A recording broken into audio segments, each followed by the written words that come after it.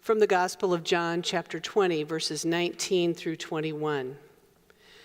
When it was evening on that day, the first day of the week, and the doors of the house where the disciples had met were locked for fear of the Jews, Jesus came and stood among them and said, "Peace be with you." After he had said this, he showed them his hands and his side. Then the disciples rejoiced when they saw the Lord. Jesus said to them again, "Peace be with you. As the Father has sent me, so I send you."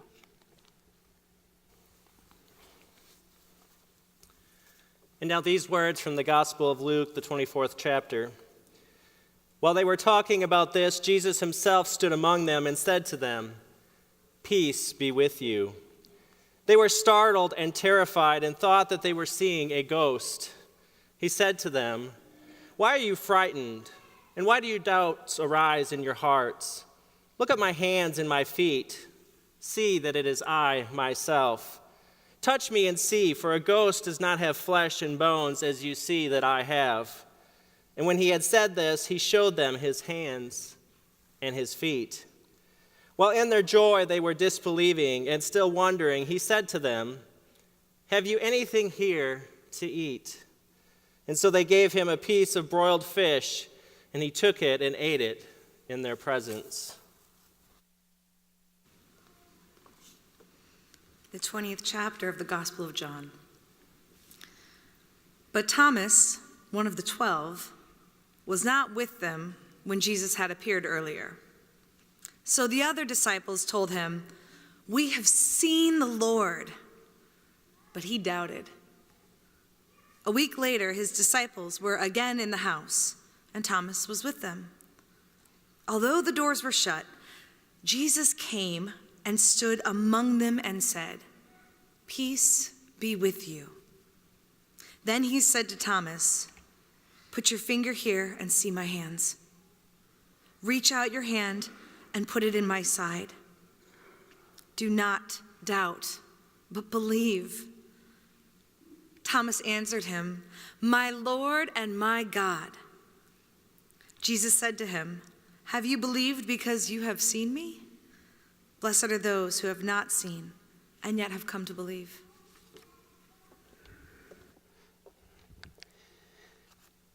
Would you please stand for our Easter call to worship? Easter is when darkness shrinks before the dazzling light of the resurrection. It's when the noise of chaos is eclipsed by the music of life. It's when our turmoil ceases and we find lasting peace. Today there is light, music, peace. Today is Easter. As we said to begin this service, Easter always begins in darkness. And darkness is a good description of what those early followers of Jesus experienced. Think about it. Loneliness. Jesus had made them feel so alive, each one so very special when he was alive. He filled up a room as well as their hearts, and he was gone. Not only was he gone, but he had died a hideous death, so the grief of the disciples was overpowering. They were anxious. Now that Jesus was gone, would their fledgling band of believers disband? There was fear. Would the fate of Jesus be their fate, hence the locked doors? There was confusion. We thought Jesus was a Messiah. And if we were wrong about that, what other things did Jesus say that we might have been mistaken about? So all of these fears, all of these feelings oppress them. Darkness is a good way to begin. And darkness is the way that we live, often because we can really relate to those early disciples.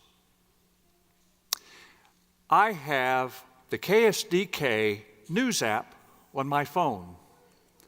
And a long time ago, when I just first put it on, I clicked turn on notifications.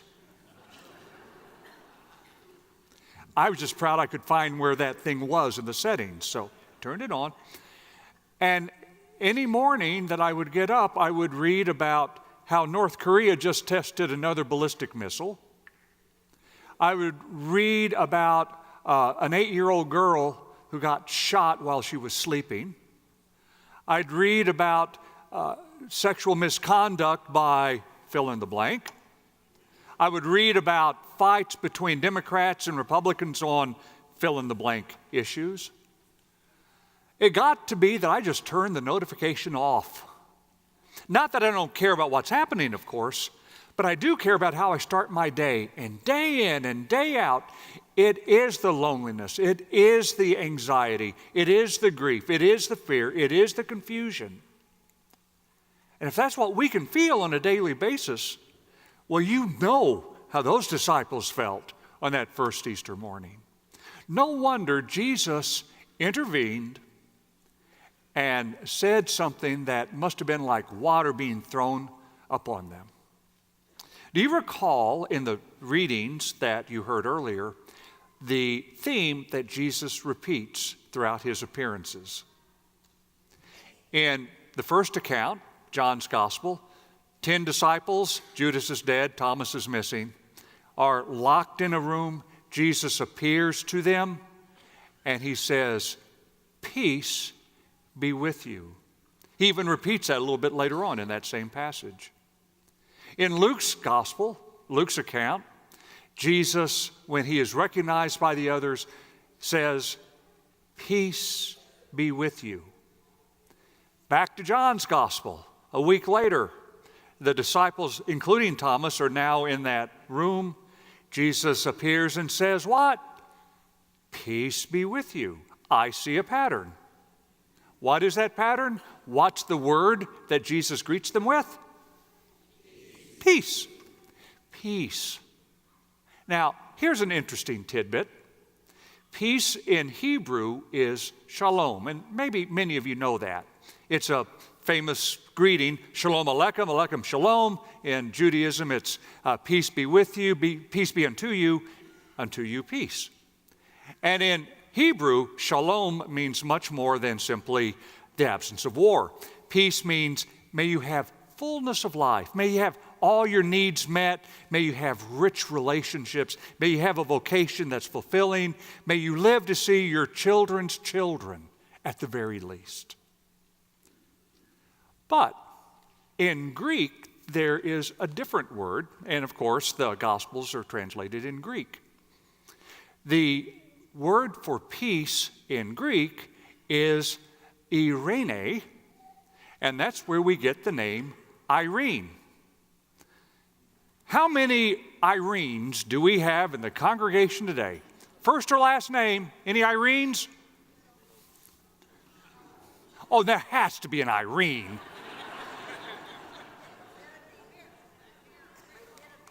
We have one? All right, praise the Lord. You get an extra piece of cheesecake today because this morning is for you, peace. And peace in Greek comes from the root that refers to join or to tie together into a whole. The sense is there's something missing in your life. There's an emptiness. And you have peace when now that emptiness is filled and you're tied together in a whole. Put that back on Easter morning. Jesus sees these broken, empty men, and the first thing he says is, "I have joined myself back with you. I love you so much that nothing, even death, could keep me away from you. I have bound myself to you forevermore." That's what he means when he says peace. The very first word to the disciples, the very first word to you today. Because, friends, we make too much of what does it mean to be a Christian. We put this requirement and that requirement on. You have to know this creed, you have to believe this. All important, of course, but what's most important is to position your heart in such a way that you can trust what Jesus said, that first Easter morning. That you can trust the testimony of billions of people who lived since then for over 2,000 years, who have experienced the risen Christ, not just in the Easter lilies of a great spring morning, but even beside a grave, even in divorce court, even in an ICU. That's the good news. Jesus binds himself to you. And Christians are Christian when they simply trust and let their heart validate what sometimes their mind might have difficulty grasping. It does not mean that your problems go away. It does not mean that all those emotions and those fears and whatever just disappear in a cloud of smoke. No, you still have them. Jesus even said in his farewell discourse, "In the world you will have problems." But he followed that with the prophecy, "But don't worry, I have overcome the world.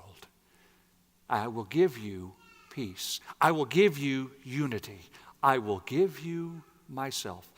And with that, everything else you encounter in life is now put in its proper place. Not the ultimate, but the penultimate, the next to the last place, because the last place will always be occupied by Jesus, beside you, with you, and in you.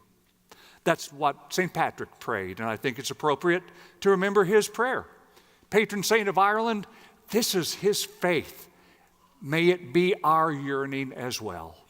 Christ with me, Christ before me, Christ behind me, Christ in me, Christ beneath me, Christ above me, Christ to my right, Christ to my left, Christ when I lie down, Christ when I sit down, Christ when I arise, Christ in the heart of everyone who thinks of me, Christ in the mouth of everyone who speaks of me, Christ in every eye that sees me, Christ in every ear that hears me. Because Jesus of Nazareth said to him, said to the disciples, and says to you, I am joined back together with you, and the gates of hell will not prevail against that. I think too often we don't turn off the notifications on the KSDK news app. Too often we listen to the testimony of the world instead of the testimony of the Christ. I ask that you take with you today, when you leave this place, a promise that you will make very clear in your mind's eye and in your daily life the reality that Jesus has joined himself to you. As a matter of fact, make that an affirmation. I challenge you for the next 7 days, when you get up in the morning, one of the things you do is to say out loud this Easter reminder, Jesus has joined himself to me. Let's practice it. Pretty good. At lunchtime, you have your phone, you set an alarm, next 7 days, and at lunchtime, you say out loud, not just a whisper, you say out loud, Jesus has joined himself to me. At night, before you go to bed, or just before your eyes fall asleep, you say out loud, Jesus has joined himself. Because remember, this is the affirmation that stays with you even when you draw your last breath. He has joined himself to you. It's powerful. Fight back the darkness with the light of that affirmation for 7 days. Do you promise to do that? Oh, wow, that's great. Do you promise to do that? Because you cannot leave this place until you do. Seriously, make it an affirmation. We have to remind ourselves. And I dare you then to go one step farther. It's very interesting. Here's another little tidbit of information. Jesus did not intentionally reveal himself to an individual, with the exception of Paul later on. Rather, Jesus always appeared to groups of people. When Mary bumped into him, he greeted her, but then he said, go and tell my brothers, the disciples, that I'm going to be appearing to them. What Jesus did was he tied himself to a group of people who dared tie themselves to him. If you really want to experience Easter peace, tie yourself to a faith community. If this church is not your faith community, if you're a guest, whatever church you belong to or have visited, make it more of a point to get deeper involved in some fashion. If this is your church, get deeper involved in some fashion. Earlier this year, I preached a series of sermons on boot camp discipleship. And as part of that, we had 3 fairs. We had a fair in the fellowship hall about small group ministries. We had a caring ministries fair. We had a missions ministries fair. 73 ministries of this church were represented, and we have more than that. But those are 73 doors that are open to you to walk through and to be with people who have experienced the risen Christ in the midst of divorce, in the midst of grief, in the midst of unemployment, in the midst of births, in the midst of weddings, in the midst of helping the poor. These are people who say, Jesus' words aren't just words. Jesus' words are reality. We've experienced his presence. You will experience his presence more by being able to be joined as a body of believers. That's why we have this insert, a little special insert in the fold over that you got. I would invite you to put this on your refrigerator. It gives you a sort of a summary of ways that you can walk through the doors of this church and find the fellow believers who no longer are locked behind a door, but are forthright in their faith because they have discovered what peace is all about. Affirm every day that Jesus has joined himself to you, and affirm it in a group. Community of believers. I think that's basically what Luke is saying as he concluded his gospel. I love the way he concludes. Luke starts with, while in their joy, the disciples' joy, they were disbelieving and still wondering, and that carries the sense of, I can't believe what I'm seeing. This can't be true. This can't be happening. It's too great. It's like a child going into an ice cream parlor and asking for a little sample of peanut butter fudge ice cream. And instead, the person gives her 3 scoops of ice cream in a waffle cone. It can't be happening. It's too good. I just asked for a little. And the disciples are saying, can this really be real? Are we deluding ourselves? Is this an hallucination? So what does Jesus do? He does something with great theological import. He says, give me a fish sandwich. They give it to him. They're all around, and he eats. Because you see, when you're dying, you don't eat anymore, do you? But when you're affirming life, and when you're real, and when you're getting energy to live more, you eat. Jesus ate. Jesus is real. You want to experience Jesus? You have the grace to eat a fish sandwich, not just at McDonald's. Eat a fish sandwich here, because we make great fish sandwiches, by the way. The risen Christ is with us and gives us peace when you have the grace to put a little tartar sauce on that sandwich and eat it one with the other. Friends, have Easter peace. Amen.